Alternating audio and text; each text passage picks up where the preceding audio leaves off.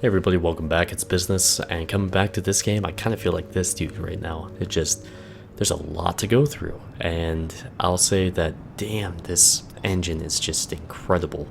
The amount of detail that Massive Entertainment put into modeling and just creating all of these random objects that you would probably see, that you see every day, that you definitely take for granted, and the weather effects, which we'll definitely get into later with Survival. Hats off to him. It's a just one of those things that's super impressive to see again. But this video is going to be about a few things, and I'm going to cover some of the game modes that I missed out on. I didn't get the season pass initially. I did that over Thanksgiving, and really that was a good move. This is kind of just to catch people up to speed if they haven't really played it in a very long time like I had. And I got to level 30 and I did some Dark Zone. I didn't give a shit about that at all because it was just, I really don't care for the emphasis of PvP in this particular game. I feel like the PvP part, or I'm sorry, the PvE part is really where my interest lies, and that's fine by me. Like, I don't have a problem with that. To me, this is a single player game, and it has some really good co-op elements to it as well. But there's a lot of different things that you can take from this, of course, but I just want to probably, my real emphasis is just to get people up to speed. The big thing for me was I didn't even realize this existed, but there's world tier. So you have the different tiers, which scales to the gear that you have, and you have certain items that drop. They're not going to be above that high end part of the world tier that you're currently on. So you're not going to get like gear score 256 items when you're in world tier 2. And that's important because you want to get to world tier 5 as fast as possible so you can get the named items, the exclusive items like that are in tier 5, and that's it. They're not in anything else. So for instance, I'm going for Barrett's chest piece from the Lexington Event Center, and I'm trying to beat that as fast as possible, as many times as possible on challenging difficulty, and it does live up to its name. But yeah, it's a bit of an ass whooping. But one of my favorite things that they did to really promote the exploring of the world that they created was the search and destroy missions. And some of these seem really straightforward, and some of them end up like surprising you a little bit. Trash mobs with an elite, or a bunch of veterans with a whole bunch of elites that come out afterwards. Some of these have second waves. I think I played one that actually had 3 waves of enemies. I'm not entirely sure, but it seems to me that they've taken a lot of that emphasis of PvP and put it back into the PvE part of the game, and I'm really happy about that because it's pretty damn cool to me. Like, I really like running around in New York City with all of these different items and gadgets and all of this stuff lying around. I mean, it looks cool as hell, and it's a good idea to just kill every trash mob that you come across, because you never know if you're going to get a set item like I did just there. But set items are a dime a dozen, of course, when you're rolling into gear score 256 at world tier 5 and you're going through the underground, survival, so on and so forth. You'll get a lot of them. But one of the other things too that I like that they added was field proficiency, and you'll see that in the top right there. I just got that, so that means that as it resets down to the start again, I get a field proficiency cache, which means that I can open that and get some loot in there, whether it's gear or mods or, like, say, Phoenix credits. It's usually a little bit of a mixture of a couple things, and that's, I think, again, really cool. It goes hand in hand with the idea that with the search and destroy missions, you're back out there in the game world and you're doing things to get gear to be able to manage these items against high value targets.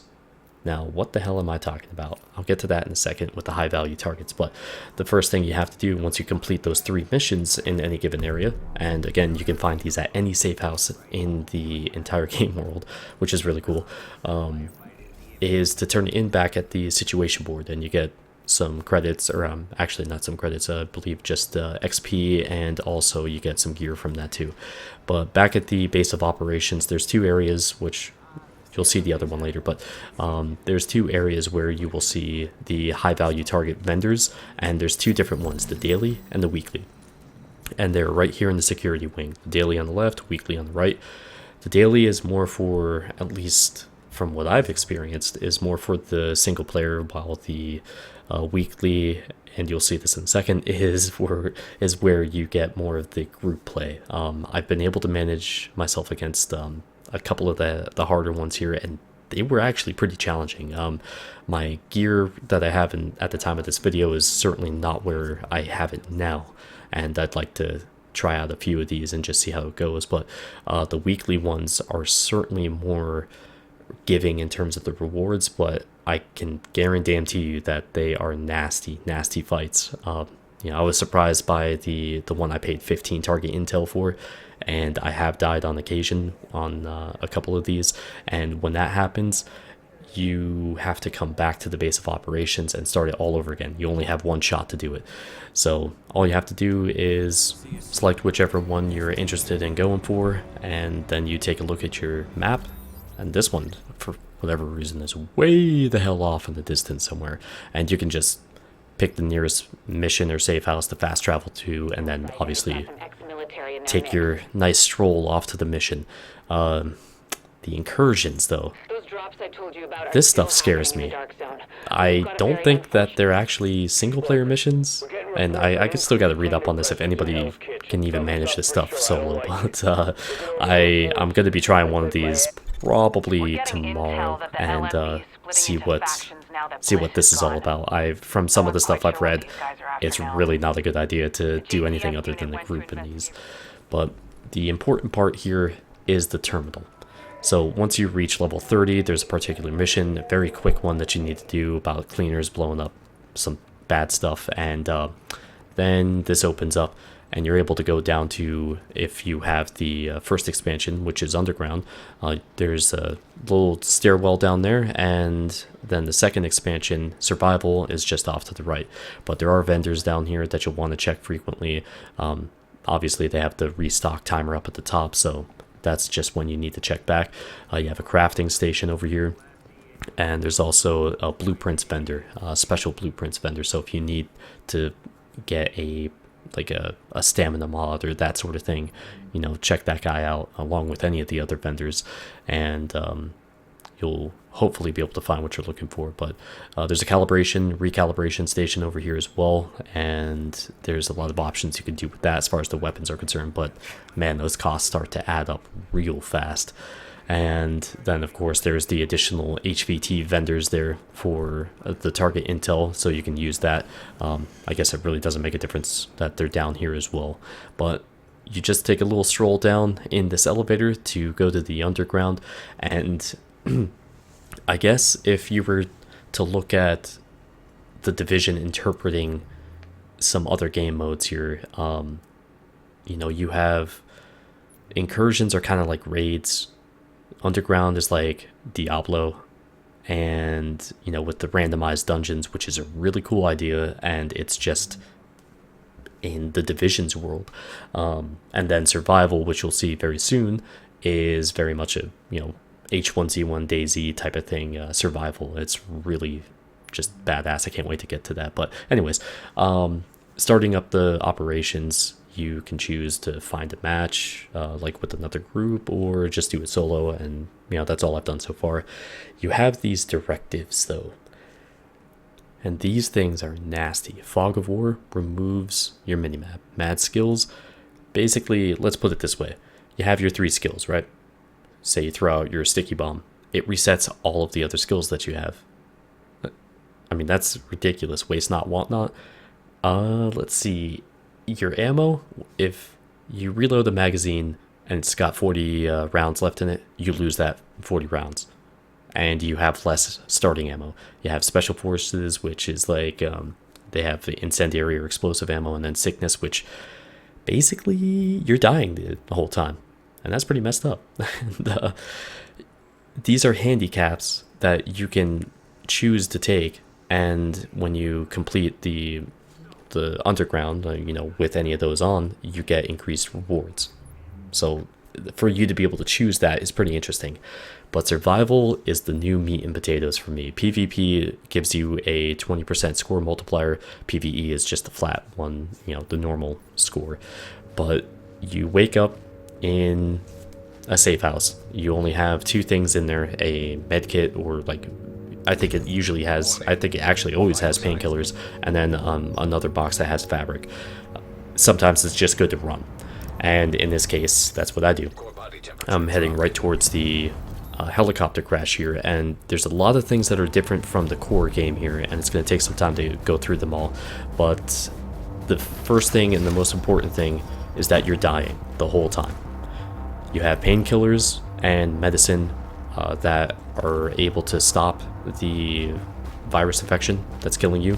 Dead extracts, such as, I believe this is how medicine works, and then painkillers, when you take those, they slow the rate of infection. So it's still going, but it's just not going as much, or maybe it stops it as well. I've just been so enamored in everything else in the game that I haven't been able to really pay attention to whether or not it does that.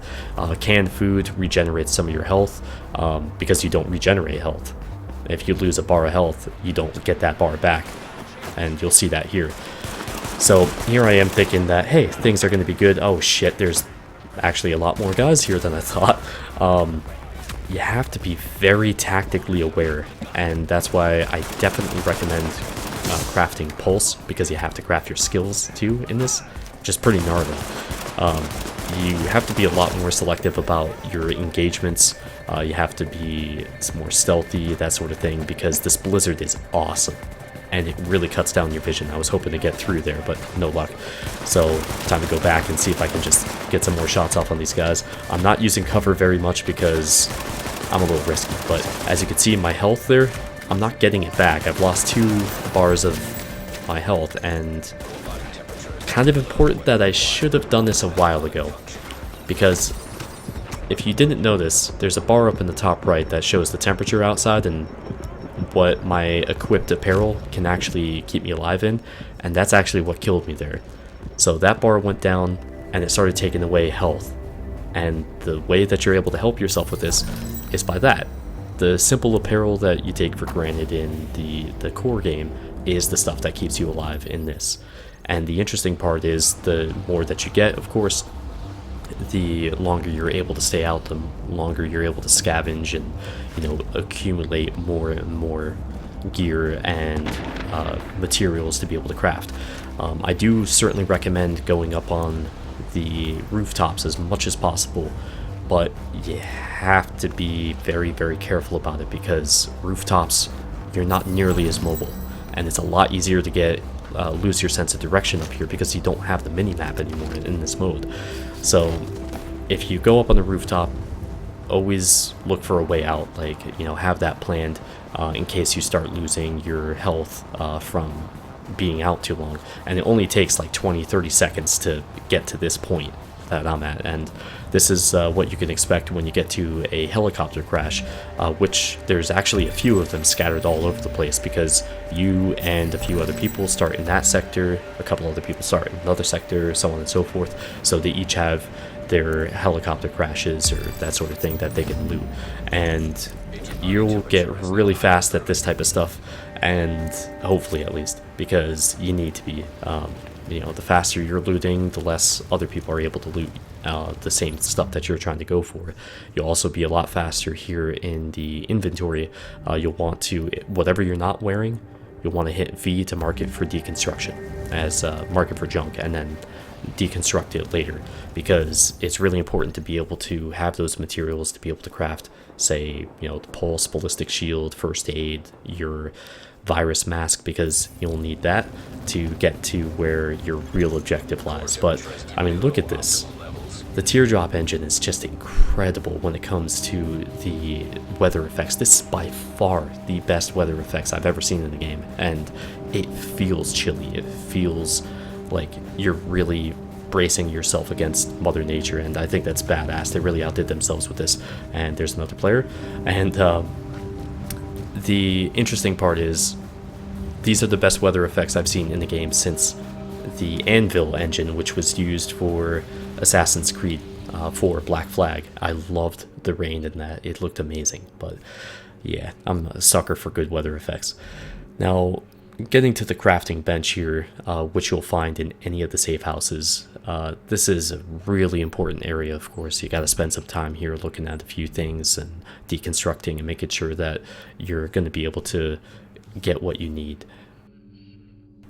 And as you can see there, I've deconstructed the items I wasn't using, and I had also kind of forgotten to equip some of the apparel that I had found, which you can go ahead and craft yourself with the one fabric that you find in the starting safe house. You can craft yourself at least a baseball cap, because you don't actually start off fully dressed in terms of the apparel.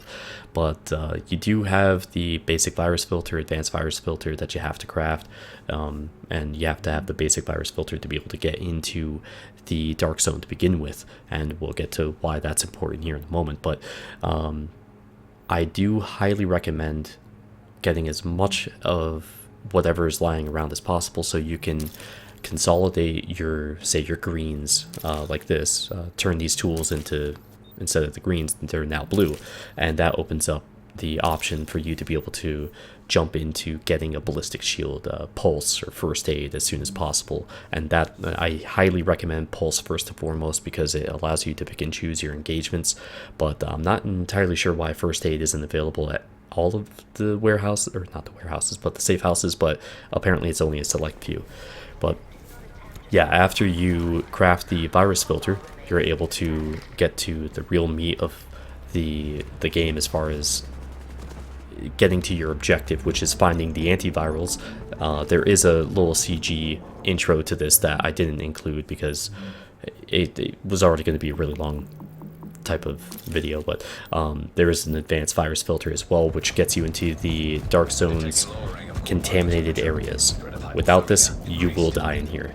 But it's really good idea to be able to jump into these areas because, well, one, actually, as far as I'm aware, there's no enemies in here, so if you need to make a run for it, sometimes it's a good idea.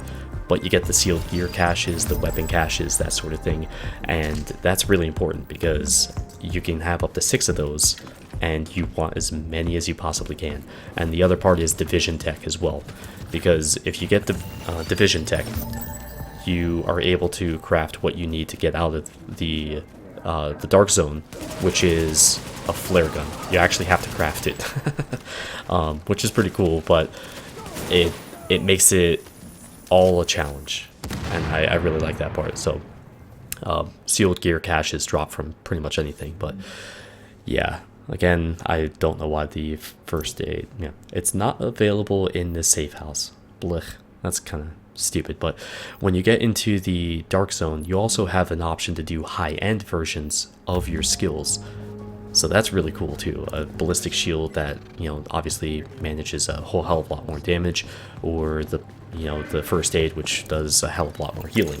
Antiviral cache secured. And that right there is your objective. You're able to typically find those in the strongholds that elites are in, and you're almost always, as far as I know, you're able to actually get that without fighting. But the thing is, when you go to an extraction zone, you call for the helicopter, hunters come around, and these guys have every damn skill available. And I mean, they don't look very strong, right? Thankfully they don't have armor, but they have healing stations, self-heal, the seeker mines, everything, and they are nasty opponents. You can't get too close or else they'll one-shot you with an axe, and then they'll, you know, they have EMP, they have everything that you don't want an enemy to have, basically. But in this scenario, I was trying to help these guys. I was hoping to be able to ride their chopper on the way out of here as well, and just keep on I didn't realize I wasn't going to be able to go into cover there against the wall, or, well, against the barrier, and these guys are in a really shitty spot. Oh, fuck me. As that guy very much realized right there. And then as I throw out my turret, I realized I got flanked. And interesting thing in survival, you can bring yourself back up from getting knocked down by using a medkit.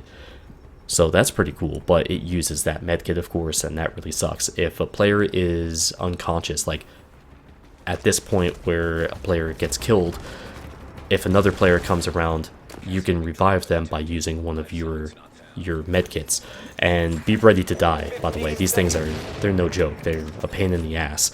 But I have had situations where I didn't have a med kit, and the guy that died in front of me, I took all of his stuff, and it actually helped me win my first one.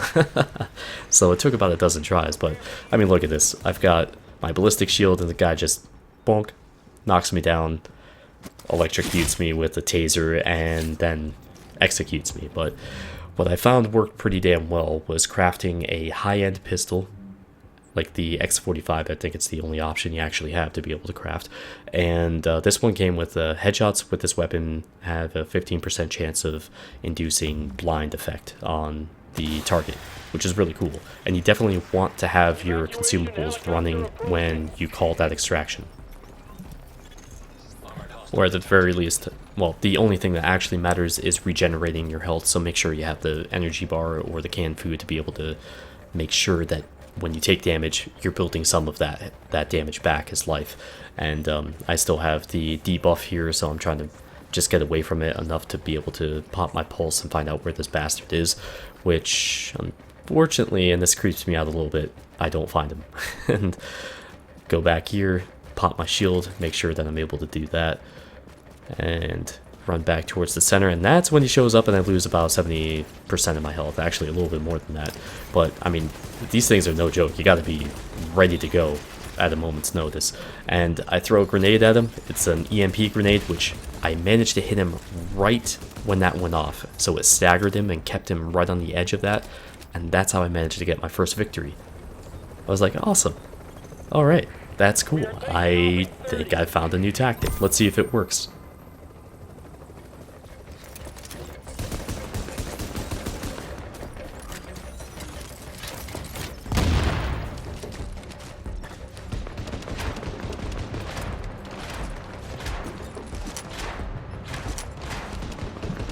And as you can see, I hit him right before that went off, so it staggered him and kept him within the blast radius. And that's the important part.